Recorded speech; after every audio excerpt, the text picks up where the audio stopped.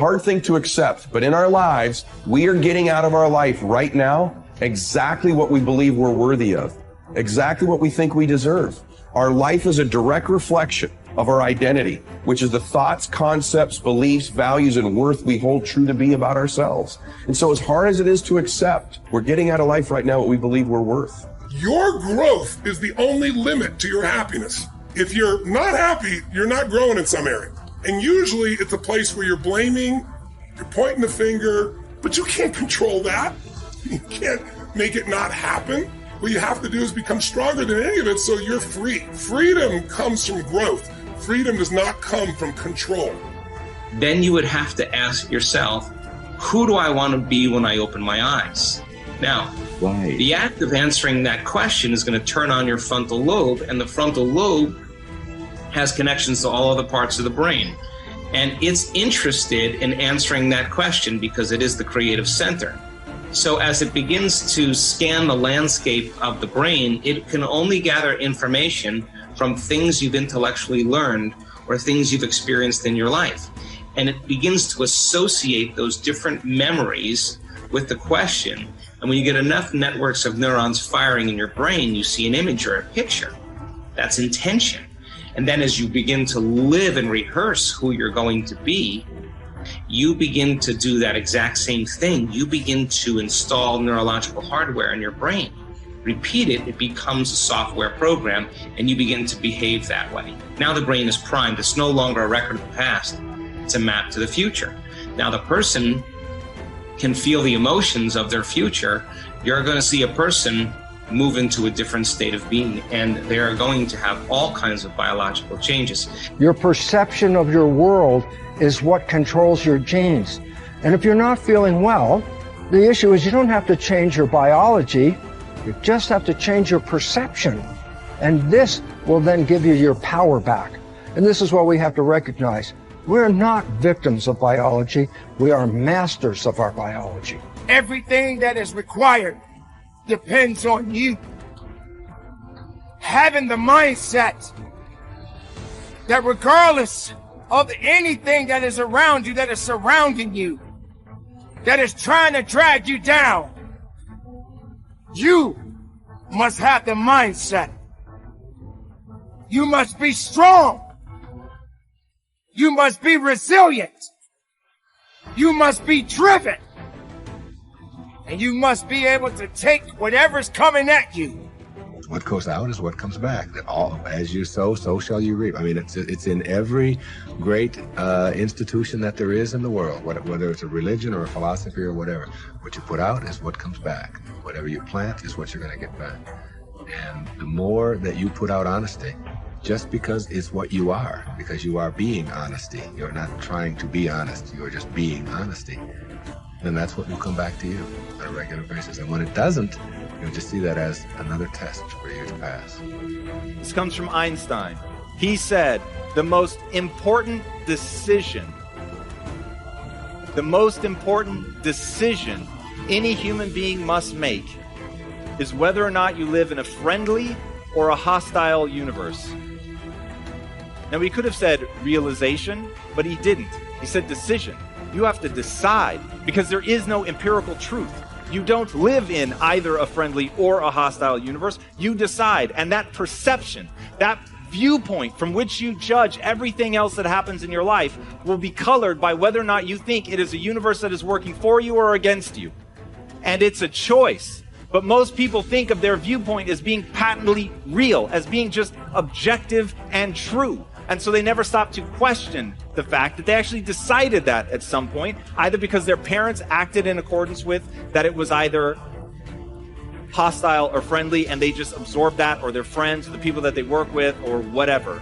But somewhere along the line, they came to believe that they live in either a friendly or a hostile universe. But you could change right now. Right now, you could make a different decision. And if you believe that the world is working against you right now, you could choose to believe that it's actually working for you. And in making a fundamentally new and different assumption, it empowers you to move forward. And this is something that I will repeat in this talk. The reason that matters is human beings do not invest energy in things that they don't think will yield a result.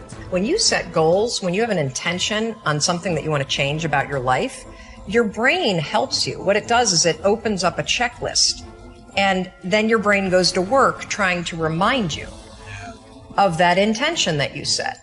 And it's really important to develop the skill, and I say that word purposefully, the skill of knowing how to hear that inner wisdom and that intention kicking in and leaning into it quickly. So for me, my brain saying, that's it, right there, move as fast as a rocket, Mel. I wanted to change my life. And I think most people that are miserable or that are really like dying to be great and dying to have more, we want to change. We want to live a better life. We want to create more for our families. We want to be happier. The desire is there. Again, it's about how do you go from knowledge to action. So the first thing in this story that's important is realizing that the answer was in me. And my mind was telling me, pay attention. Could have also been the bourbon. I had a couple of Manhattans that night. But anyway, the next morning, the alarm goes off, and I pretended NASA was there. It's the stupidest story. I literally went 5, 4, 3, 2, 1. I counted out loud, and then I stood up. And I'll never forget standing there in my bedroom. It was dark. It was cold. It was winter in Boston. And for the first time in 3 months, I had beaten my habit of hitting the snooze button. I couldn't believe it. And I thought, wait a minute. Counting backwards? That is the dumbest thing I've ever heard in my entire life. Well, the next morning I used it again and it worked. The next morning I used it again and it worked. The next morning I used it again and it worked. And then I started to notice something really interesting. There were moments all day long,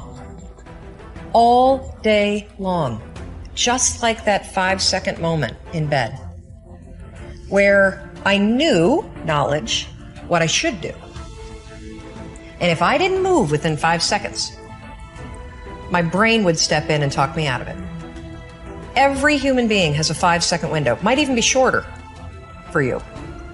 You have about a 5-second window in which you can move from idea to action before your brain kicks into full gear and sabotages any change in behavior.